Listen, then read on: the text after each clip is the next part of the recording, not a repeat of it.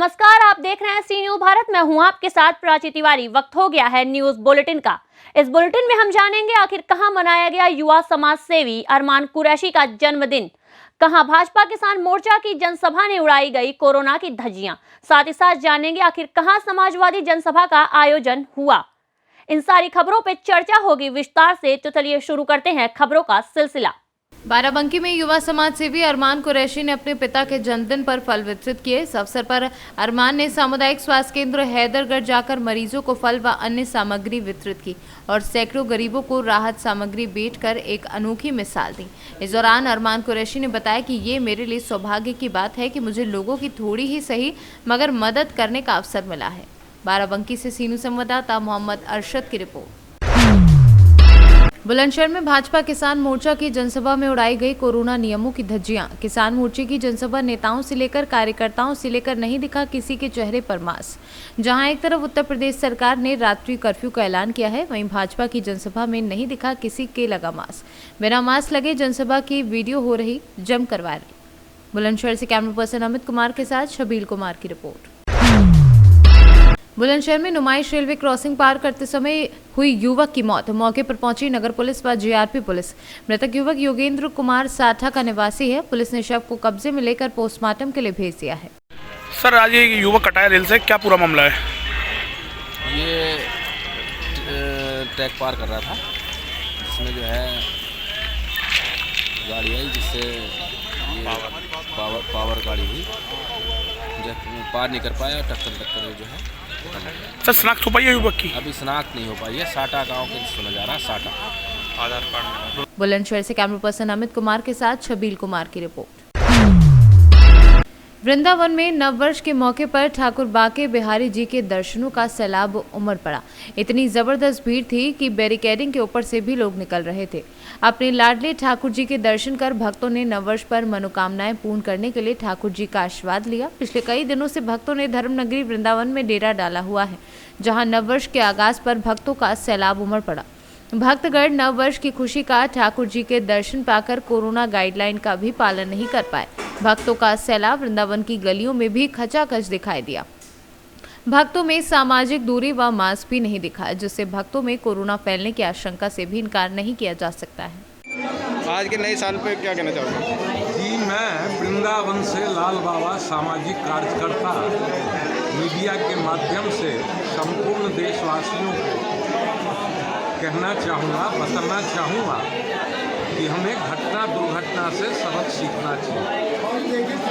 आज कई दिनों से मैं लगातार आम जनता को आग्रह कर रहा हूँ, निवेदन कर रहा हूँ कि सामाजिक दूरी, मास्क जरूर, भीड़ से बचें, लेकिन आम लोग सुनने को तैयार हैं। आज वैष्णो देवी में जो भयंकर घटना घटी है, उससे भी हम सबक नहीं सीखे।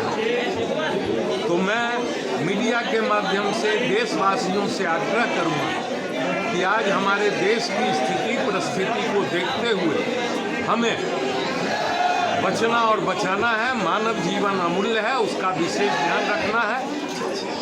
हमें भीड़ से बचें और सामाजिक दूरी, मास्क जरूरी का विशेष ध्यान रखें। लेकिन महाराज जी, जिस तरह से भीड़ दिखाई दे रही है, ना किसी पे मास्क नजर आ रहा है। कई दिनों से आग्रह कर रहा हूँ भीड़ से, लेकिन भीड़ सुनने को तैयार नहीं है, समझने को तैयार नहीं। न मास्क लगा रहे हैं, न सामाजिक दूरी का पालन कर रहे हैं। फिर भी मैं अपने कर्तव्य का निर्वाह करके देशवासियों को कह रहा हूँ, बता रहा हूँ, मानव जीवन अमूल्य है, बचें और बचाएं। इस प्रकार से भीड़ तंत्र, भेड़िया प्रवाह पर ध्यान न दें।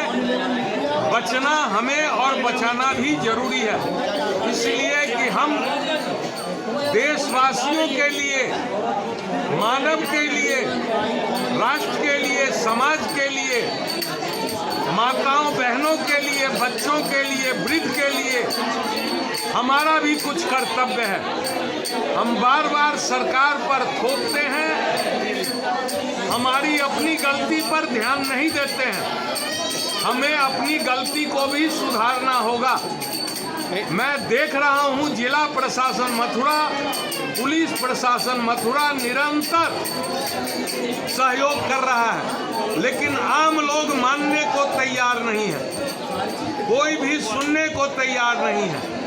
अगर थोड़ी कड़ाई कीजिए तो वो जनता उग्र हो जाती है। मैं मीडिया के माध्यम से सारे देशवासियों से आग्रह करूंगा कि सामाजिक दूरी, मास्क जरूरी का ध्यान रखकर राष्ट्र की सेवा एवं सहयोग में, राष्ट्र में सुख शांति के लिए देश। मथुरा से सीनू संवाददाता मोहम्मद फारूक की रिपोर्ट। संत कबीरनगर मेंदावल विधानसभा क्षेत्र 312 अंतर्गत आज ग्राम सभा लेडुआ महुआ में समाजवादी जनसभा का आयोजन हुआ, जिसमें समाजवादी पार्टी सरकार के पूर्व मंत्री व समाजवादी पार्टी के जन जागरण अभियान के प्रदेश प्रभारी मौलाना आविद रजा खान, जिलाध्यक्ष गौहर अली खान, संत कबीरनगर पूर्व विधायक मेंदावल अब्दुल कलाम, पूर्व मंत्री पप्पू निषाद व अन्य लोग मौजूद रहे। सपा नेता ने सबकी बातें सुनी व पार्टी में उनके योगदान के बारे में जानकारी ली। संत कबीरनगर से सीनू संवाददाता मोहम्मद नईम की रिपोर्ट। देवरिया जिले के रुद्रपुर नगर पंचायत अध्यक्ष प्रतिनिधि वीरेंद्र शर्मा ने बताया कि नगर पंचायत में पहले से कूड़े को उठाने के लिए टाटा एसी गाड़ियां थी, जो उपनगर के विभिन्न वार्डों की सकरी गलियों में नहीं पहुंच पा रही थी, जिस कारण नगर पंचायत के कर्मचारियों द्वारा सकरी गलियों के कूड़े को उठाने में ज्यादा समय लग जाता था। समय से कूड़ा ना उठने से उपनगर की जनता बराबर अपनी शिकायत नगर पंचायत शिकायत ग्रुप में डालकर बताती रही थी। इस समस्या के निदान को लेकर नगर पंचायत ने एक बहुत ही बढ़िया योजना तैयार की, जिसमें 10 बैटरी चलित ई रिक्शा लाकर उपनगर की जनता को नई सौगात दी है। वहीं नगर पंचायत की जनता की सुविधा को देखते हुए मोबाइल जनरेटर मैजिक वाहन पर स्थापित कर नगर में लोगों की सुविधाओं को देखते हुए सुपुर्द कर दिया गया है। इस पावन भूमि पर ये जो नगर पंचायत के गाड़ियों का उद्घाटन हुआ, इसका क्या उद्देश्य है? ये नगर पंचायत बोर्ड की एक नई सोच थी और स्वच्छता मिशन अभियान के तहत जो गलियों में जो सकरी गलियां उसमें गाड़ियों की दिक्कत होती थी, इसलिए 10 ई रिक्शा मंगाया गया है, आगे की मशीन मंगाया गया है, नाला साफ़ करने के लिए पोकलैंड मंगाया गया है, बिजली की समस्या को देखते हुए स्काई लिफ्ट की भी व्यवस्था की गई है, मोबाइल जनरेटर की व्यवस्था किया गया है। कहीं भी अगर शमशान घाट पे अगर बिजली की व्यवस्था नहीं होती है तो वो मोबाइल जनरेटर निःशुल्क शमशान घाट पे भी जाएगी, कब्रिस्तान पे भी जाएगी। ये बैटरी वाली गाड़ी कितनी गाड़ी का यहाँ पर मतलब? 10 गाड़ियाँ हैं। 10 गाड़ी। और कौन सी गाड़ी है? 4 मैजिक हैं। कितने के लागत से होगा ये सब? 1 करोड़ 15 लाख समथिंग। 1 करोड़ 15 लाख की लागत से हुआ है नगर में नई गाड़ी होगी। क्या नाम आपका है? ये रुद्रपुर को नई सौगात दिया गया है नगर पंचायत की तरफ से। क्या नाम आपका है? वीरेंद्र शर्मा, अध्यक्ष प्रतिनिधि नगर पंचायत रुद्रपुर। देवरिया से सीनू संवाददाता मोइन खान की रिपोर्ट। जलेसर क्षेत्र के गांव नगला मितिन दलोखर में विद्यालय में बंद 200 गायों को जलेसर प्रशासन ने गांव के ग्रामीण किसानों को समझा बुझाकर देर रात्रि विद्यालय से छुड़ाकर विद्यालय में साफ सफाई कराई। प्रशासन ने गांव के लोगों को चेतावनी दी कि अगर गायें विद्यालय में बंद रखोगे तो FIR दर्ज की जाएगी। सी न्यूज़ भारत चैनल ने विद्यालय में बंद गायों की खबर को प्रमुखता से दिखाया था। तभी से हरकत में आए प्रशासन ने गायों को छुड़ाने की पहल शुरू कर दी है। एटा से सीनू संवाददाता लखन यादव की रिपोर्ट। झारखंड की उपराजधानी दुमका का पर्यटक स्थल मसानजोर डैम है, जहां हजारों की संख्या में उमड़ी गाड़ी या लाखों की संख्या में आदमी पिकनिक के लिए मसानजोर डैम आए। साल के पहले दिन बहुत ही सुंदर और शानदार तरीके से मनाया गया, लेकिन पिकनिक के लिए पश्चिम बंगाल, बिहार और दूर दराज से भी झारखंड की उपराजधानी में लोग आते हैं और झारखंड की भी जनता पिकनिक मनाने यहीं आती है। लेकिन 90% लोग बिना मास्क के देखे गए और सोशल डिस्टेंसिंग की धज्जियां उड़ाई गई। झारखंड से सीनू संवाददाता शुभांकर नंदन की रिपोर्ट।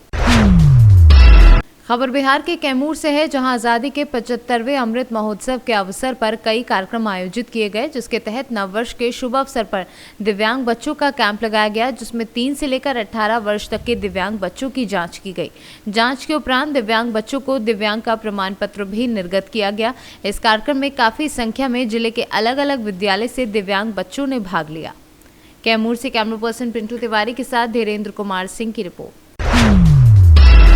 जहां पूरा देश नया साल मना रहा है, वहीं नए वर्ष में आशा उषा सहयोगी ने अनोखी शपथ ली। पन्ना में आशा सहयोगी ने प्रदेश के मुख्यमंत्री के नाम तहसीलदार को ज्ञापन सौंपा और अपनी मांगे मांगने की बात कही। पन्ना, अजयगढ़, गुन्नौर, पवई आदि बहुत सी जगह से जिले भर से आशा सहयोगी अपनी मांगों को लेकर पन्ना कलेक्ट्रेट में पहुंची और रैली के साथ आयोजन किया। इनकी मांगे हैं कि जो कमीशन तौर पर मानदेय दिया जाता है, हमको 2022 में 10,000 रुपये वेतन पर रखा जाए। हम लोग गांव-गांव से महिलाओं को लेकर हॉस्पिटल आदि स्वास्थ्य विभाग जैसी जगह पर जाते हैं और सरकारी कामों में हाथ भी बढ़ाया जाता है, लेकिन हम लोगों को कमीशन तौर पर ही रखा जाता है। है जो हमारा 24 जून को हम लोग भोपाल में बहुत बड़ा आंदोलन किया था और हमारे एमडी मैडम ने यही कहा था, जो छवि भारद्वाज हैं, उन्होंने ये कहा था कि हमारी जो प्रदेश अध्यक्ष से लिखवाया था उन्होंने लेटर कि आप उचित मांग रखिए। तो मैडम ने हमारी 10,000 आशा के लिए मांग किया था और 15,000 हमारी आशा सहयोगी बहनों के लिए किया था, लेकिन हमारा वो मांग पत्र एमडी मैडम ने तो भेज दिया, लेकिन हमारा मंत्रालय क्यों नहीं पास कर रहा, क्यों नहीं भेज रहा, ये हमें पता नहीं। इसके लिए आज हमने संकल्प लिया सभी बहनों ने कि जब तक हमारा 10,000 आशा कार्यकर्ता का नहीं होगा और जब तक हमारा 15,000 आशा सहयोगी बहनों को नहीं होगा, जब तक हम आंदोलन करते रहेंगे लगातार। अभी हम तो आंदोलन में ही रहेंगे और आंदोलन करते रहेंगे। अगर आंदोलन हमारा सफल होता है तो हम उग्र आंदोलन की तैयारी भी कर सकते हैं। आपका नाम? मेरा नाम रुक्मणी प्रजापति। आशा कार्यकर्ता और आशा सहयोगी बहनें उपस्थित हुई हैं और हमने आज यहाँ पे संकल्प दिवस मनाया है। नए वर्ष में संकल्प दिवस भी लिया है कि तब तक हमारी सरकार हमारी मांग पूरी नहीं करती है, जो 15,000 आशा पर्यवेक्षक बहन के लिए बोला गया था और 10,000 हमारी आशा कार्यकर्ताओं के लिए बोला गया था, उस आदेश को वो हमें दे दें तो हमारी हड़ताल सारी चीज़ें हम बंद कर दें। अगर नहीं देते हैं तो हम ऐसे ही आंदोलन बार बार करते रहेंगे और उसी की आज हमने संकल्प भी लिया हुआ है। और आज हमने एक बार फिर से ज्ञापन दे के अवगत कराया है कि हमारी मांग जल्द से जल्द पूरी कर दी जाए, ताकि हम जैसे अभी तक काम कर रहे थे और भी निष्ठापूर्वक हम कार्य करेंगे। वेतन में हमारा 10,000 आशा कार्यकर्ताओं का और 15,000 हमारी आशा सहयोगी बहनों का जो हमारे इस मांग पत्र में है वो हमारी मांग जल्द से जल्द पूरी कर दें तो हम पुनः अपने काम पे लौट ही रहे हैं, लेकिन और भी अच्छे तरीके से करेंगे, हमारा भी मनोबल बना रहेगा।